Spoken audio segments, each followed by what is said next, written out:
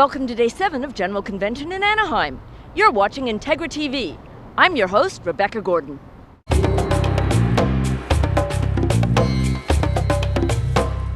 Integrity President Susan Russell brings us today's legislative update.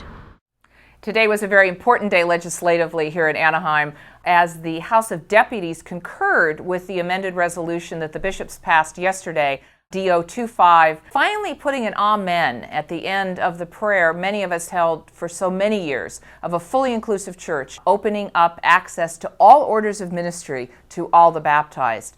It was truly something to celebrate, a historic day here in Anaheim for all who are committed to the full inclusion of all the baptized in all the sacraments. Much other legislation as well, including movement forward in our House of Deputies on revisions to the canons, which included gender identity and expression. That legislation will now go to the House of Bishops. Meanwhile, in the House of Bishops, they're continuing to perfect a resolution that we hope will move the church forward on the blessing of same-sex unions. For information on all of these and other resolutions at General Convention, visit our Integrity website, integrityusa.org. While the bishops and deputies were hard at work inside the convention center putting their faith into action through legislative processes, outside the convention center, other Episcopalians put their faith into action by standing in solidarity with hotel workers working for new and just contracts out front of Disneyland.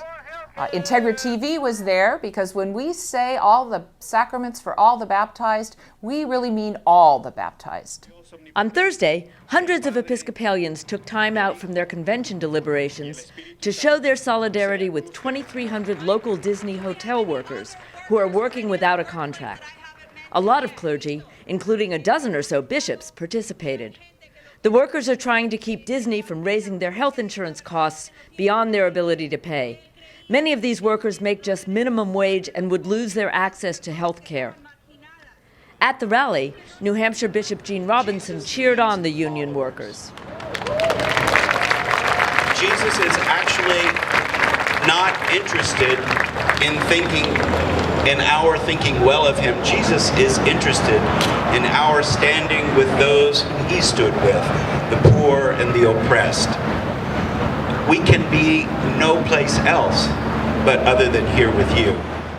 Here at the convention, 1,000 Episcopalians have signed pledges stating that they will no longer patronize Disney hotels if the Hotel Workers Union calls for a boycott.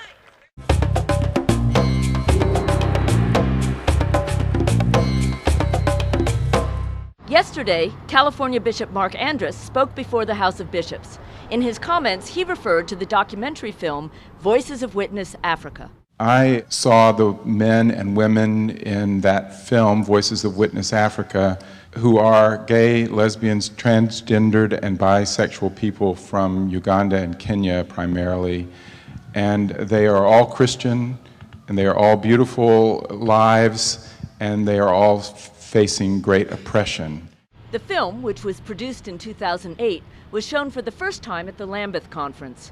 It features interviews with LGBT Africans who live their lives in constant fear of violence and persecution.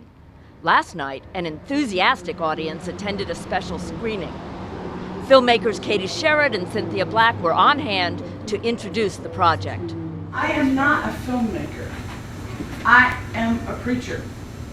And I know a story when I see one. And this is an incredible story. Katie's the film person, and Joe, who you don't get to meet. But I think when you see this story, you'll understand the compelling nature of it. The word lesbian came into my vocabulary at around, I think, 8 years. At the time, I was in a boarding school, and according to how the other girls reacted, it wasn't such a good thing. One of the first negative things I heard about homosexuality was when the president of Zimbabwe described gay people as worse than dogs and pigs. And so it was at that point that I realized that there was something wrong, either with me or with the situation. My relationship with God, I would say, is fine. My relationship with Christians, that's where I have a problem with. Because they are using the Bible, they are using God's name to discriminate us. I just don't believe it's a problem for God. And yet we've been in the church made into a huge problem for God, apparently. But I think the problem is the people. It's not God's problem. Dr. Louis Crew recalls his opportunity to give a copy of Voices of Witness Africa to the Archbishop of Canterbury. Well, I had a minute and a half, as did the other 7 in our group, to be in the back room of the Anglican Communion. So important to bring other voices, because I've been privileged to travel in Africa, even to meet several of the people in this video. And yeah, I just know that their voices needed to be heard, and to give him a copy, have him well receive it. And I think he's faithful. I think he'll watch it.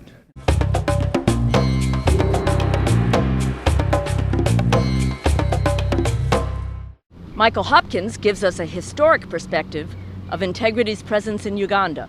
Right soon after the Lambeth conference, I was contacted by a person in Uganda who was very concerned about the decision that had been made at Lambeth and how it was being used in Uganda, and wanted to know if he could start an Integrity chapter in Uganda. And I said, of course, and began to work with him long distance. And eventually that chapter was formed. At the 2000 General Convention, we were able to announce its formation. And not long after that, I traveled to Uganda to be with that small group of pretty courageous people.